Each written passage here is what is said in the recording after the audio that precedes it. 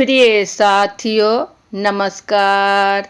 मैं संजू कुमारी सरोज आप सभी का सरोज संपदा चैनल पर सहृदय स्वागत करती हूं।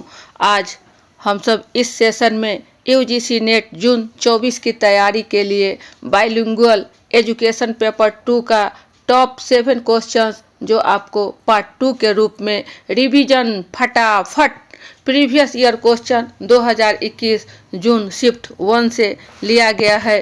तो ज़्यादा देर न करते हुए सेशन को हम सब आरंभ करें। प्रश्न संख्या 1 जो 8वें नंबर पर है। एक प्रायोगिक अध्ययन में एक स्वतंत्र चर जिसमें अन्वेषक ने अपनी इच्छा से बदलाव किया है को तकनीकी रूप से जाना जाता है। ए अस्फुट चर, बी व्यतिकारी चर, सी परिमार्जक चर, डी उपचार चर। इंग्लिश इसकी है an independent variable in an experimental study which is manipulated by the investigator at his will is technically known as। ABCD से सही ऑप्शन बताना है।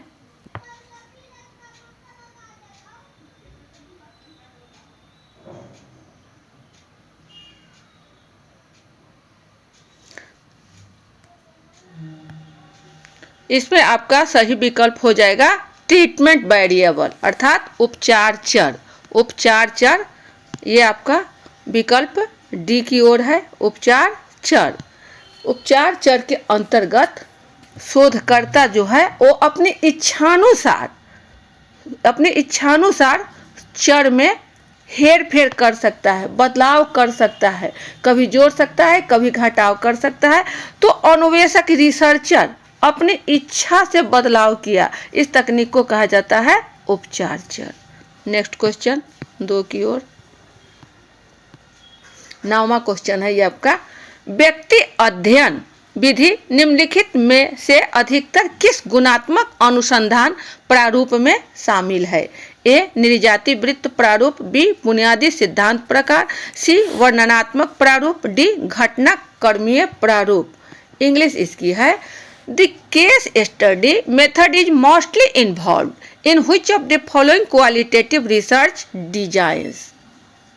ABCD से सही विकल्प का चयन करना है।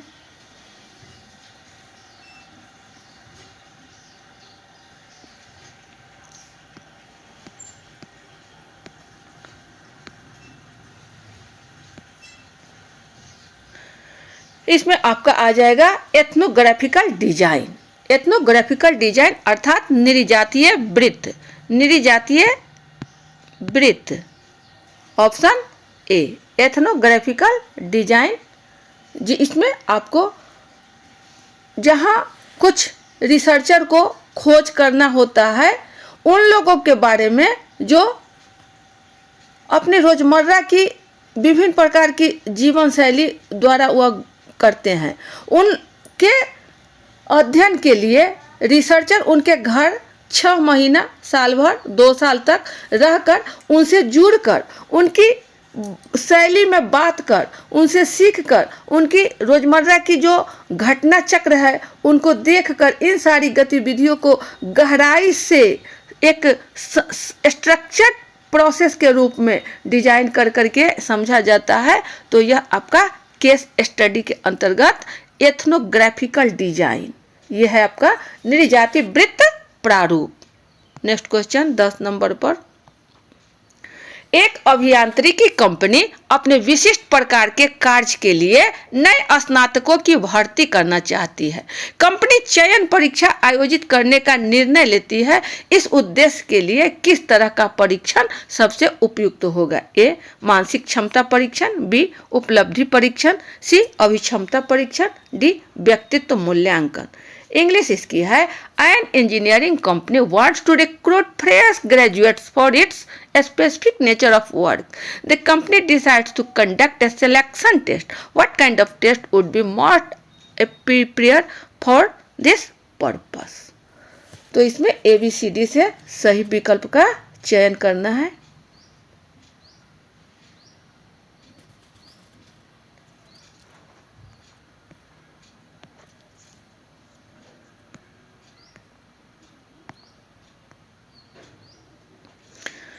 इसमें आपको पूछा जा रहा है कि व्यक्ति अध्ययन, पूछा जा रहा है कि कोई भी एक कंपनी है जो इंजीनियरिंग का कंपनी है, उसको एक स्नातक भर्ती वालों की, स्नातक जो ग्रेजुएट पर्सन है उसकी भर्ती करना चाहता है, तो इसमें आपका मेंटल एबिलिटी टेस्ट नहीं होगा, ये आपका नहीं होगा। उपलब्धि परीक्षण भी नहीं होगा, होगा तो क्या, एप्टीट्यूड टेस्ट। अब एप्टीट्यूड टेस्ट इसको कहते हैं अभिक्षमता परीक्षण।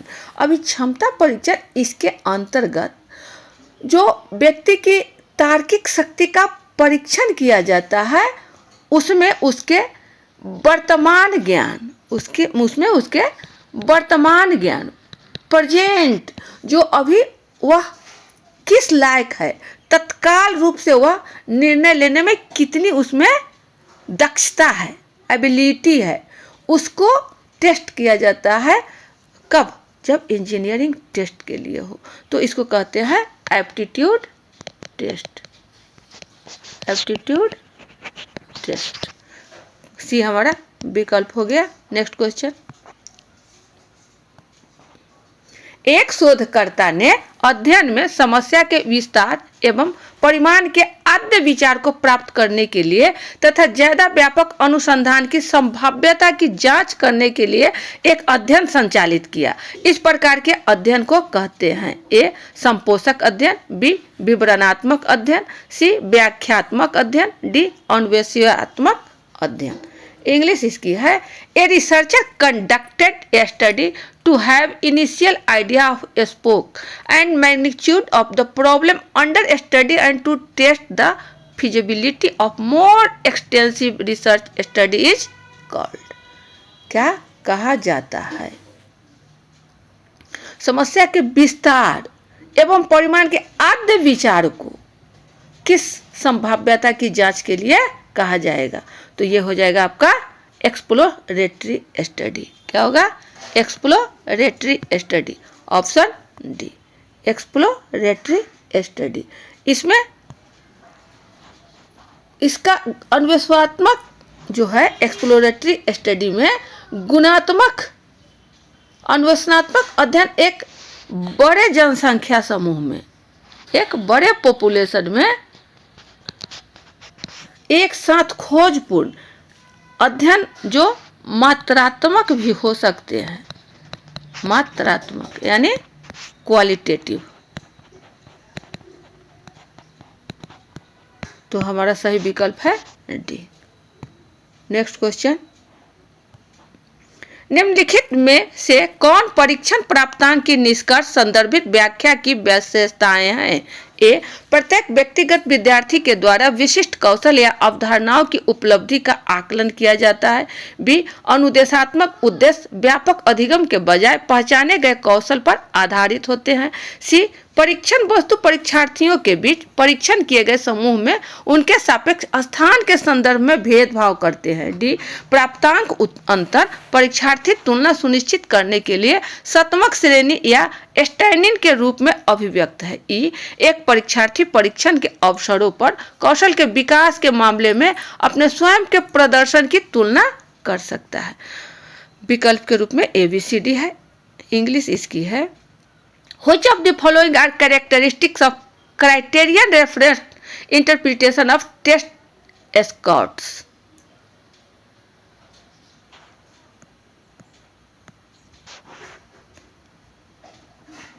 तो ABCD से सही विकल्प का चयन करना है कि क्या होगा इसमें।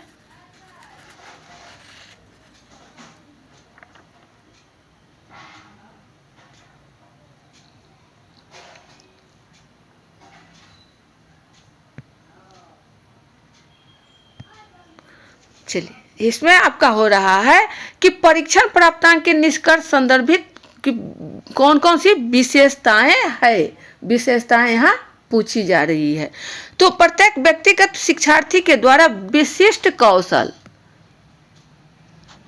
कौशल या अवधारणाओं की उपलब्धि का आकलन किया जाता है, कथन सही है। अनुदेशात्मक उद्देश्य व्यापक अधिगम के बजाय पहचाने गए कौशल पर आधारित होते कौशल। ठीक है, ये सी आपका गलत है, डी गलत है और ई आपका सही है। एक परीक्षार्थी परीक्षण के अवसरों पर कौशल के विकास के मामले में अपने स्वयं के प्रदर्शन की तुलना कर सकता है। जहाँ तुलना है तो यह आपका सही है, ए, बी और ई। ऑप्शन आपका आ जाएगा ए, ऑप्शन ए। नेक्स्ट क्वेश्चन 13 पर, नीचे दो कथन दिए गए हैं, एक को अभिकथन ए के रूप में और दूसरे को कारण आर के रूप में नामपत्रित किया गया है। अभिकथन ए, किसी परीक्षण की विश्वसनीयता गुणांक का मान 0 से +1 तक भिन्न होता है लेकिन नकारात्मक नहीं हो सकता। कारण आर, प्राप्तांक के समूह का स्वयं के साथ या समानांतर प्राप्तांक समूह के साथ सहसंबंध नकारात्मक नहीं हो सकता। इसमें विकल्प अलग अलग रूप से है, इसलिए विकल्प पर भी ध्यान देंगे। ए सही नहीं है लेकिन आर सही है। बी, ए सही है लेकिन आर सही नहीं है। सी, ए और आर दोनों सही है और आर ए की सही व्याख्या है। डी, ए और आर दोनों सही है लेकिन आर ए की सही व्याख्या नहीं है। इंग्लिश इसकी है, given below are two statements, one is labeled as assertion A and the other is as labeled as reason R. Assertion A कहता है the value of reliability coefficient of a test from 0 to +1 but cannot be negative. Reason R, the correlation of a set of scores with itself or a set of parallel scores cannot be negative. तो choose करना है ABCD से कि इसमें सही विकल्प हमारा क्या होगा।